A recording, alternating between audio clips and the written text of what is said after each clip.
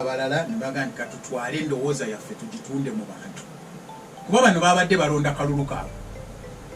ani anaatukiikirira obulungi oba gwe tuteekawo anaatwala ensonga za NRM mu maaso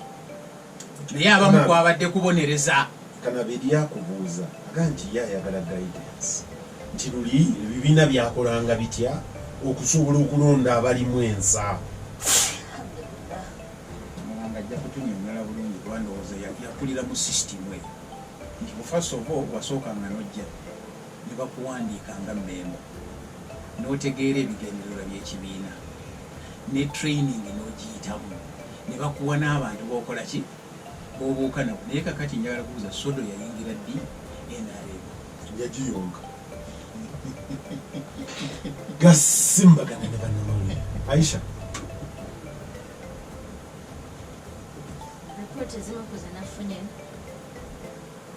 niwo mwekutambala bakyaba bayisemu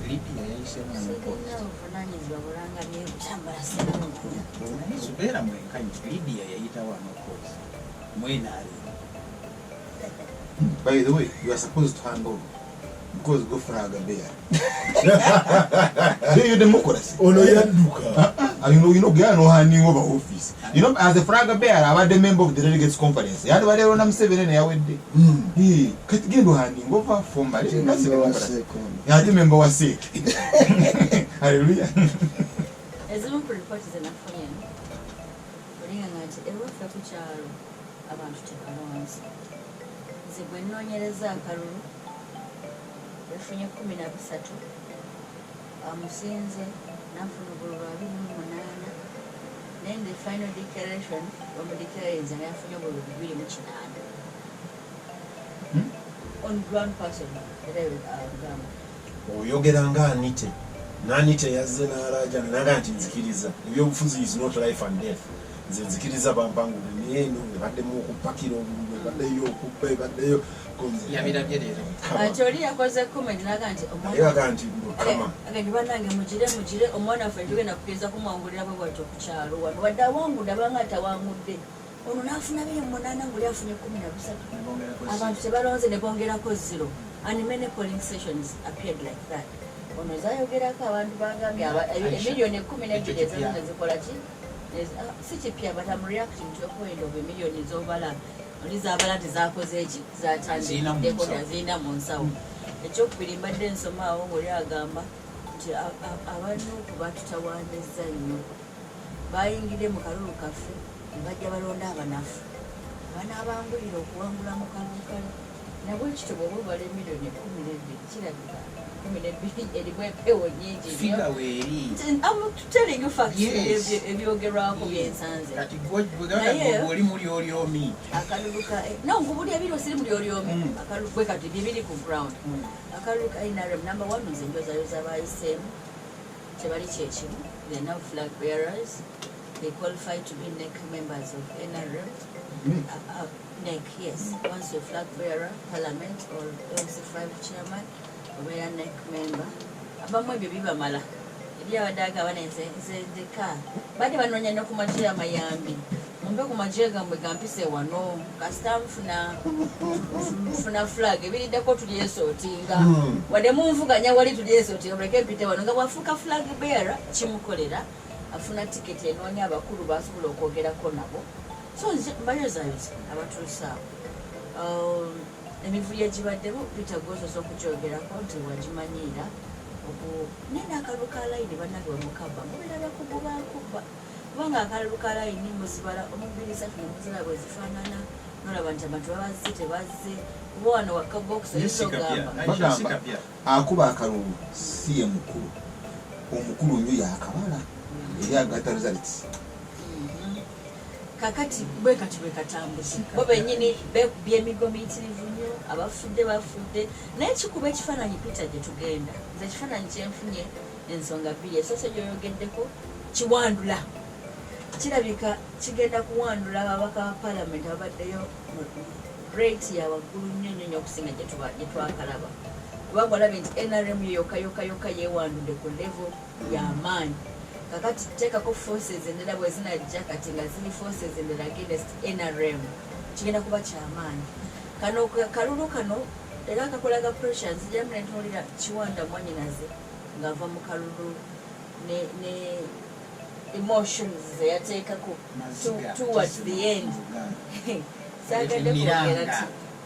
ng'olaba nti omuntu embeera emunyize Simewo yakaaba ye bukyalira nga ne bannange ndi mu buzibu bw'amaanyi neetooloddwa abasajja eno banneetoolodde neno banneetoolodde mbadde Simewo kyeyayiseemu Simewo omuyaga gwamutudde Simewo bambi Simewo omuyaga gumutudde naye yaga nti kati naye n'abakomba wali okumulira naye yawonye ogumututte gukyabadde gwa pate ye despite bena byeyakolera pate n'ayogera gyokwatako togikwatako n'akola Simewo wabaddeyo kibba ttaka nga talina ngeri gyasobola okuwona weevu ya kibba ttaka nga kiri mu ate yagezaako okuyimirira n'abantu ezimu ku challenge Simewo yagezaako okuyimirira n'abantu ne batoka n'omugoba ebyo birimu obuzibuzibu ebimu mu bawaayi Simewo baateekwa n'omugoba ku mpewo omanyi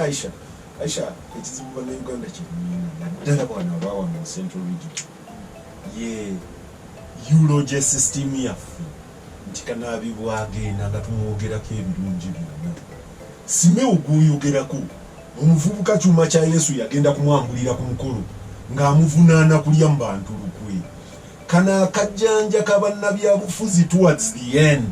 n'agezaako okwepaintinga ekifaananyi kya nze nwanirira abantu sometimes abantu abo bakuvaamu ne bakusatula singayo munnabyabufuzi nze gwe nenyikira mutima nti gundi wange bamuwangudde kati natunuulidde kibanzanga God is such a beautiful actor kibazanga abantu bamupanishinze kati nalabye atimanywa nali wano last week ngangamba nti bano bamuwanga badeployinga Beatrice Atimanywa. Now let me say it as it was. Atimanywa was never the leader in the fight for Mabira. Abali leading a demonstration eyo possibly nabo omutima gwabwe tegwalina ku Mabira bali bafunye opportunity ya demonstration ne bali baagalayo character aina national outlook nti tebaleese muwango w'ebutambala oba ow'ekawempe baleese Atimanywa enjoyed the glory of her friends ne bamuteeka ku pedestal. When the moment of truth came, she picked the pennies. When the voters came you, I said give her 2 more.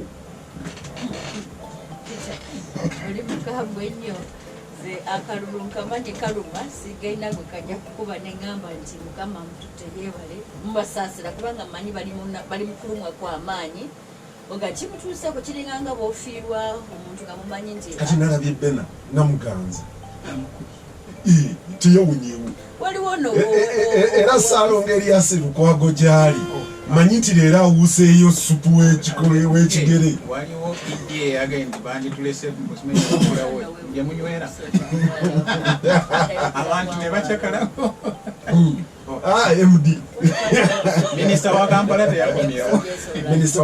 teyakomyewo minisita wa ICT embuyaga yamukutte mbadde mpeereza wano olw'omushana ebifaananyi let's be real ogwanga nti ogwanga yawonye nti Mwesigwa Lukutana. What haven't you done? As arrogant as arrogance comes, no drawing a gun on the people. Ebifaananyi mbiweereza wano olw'omushana kati nga akalulu kakuwangula bambi Mwesigwa Lukutana, come on, be real for once.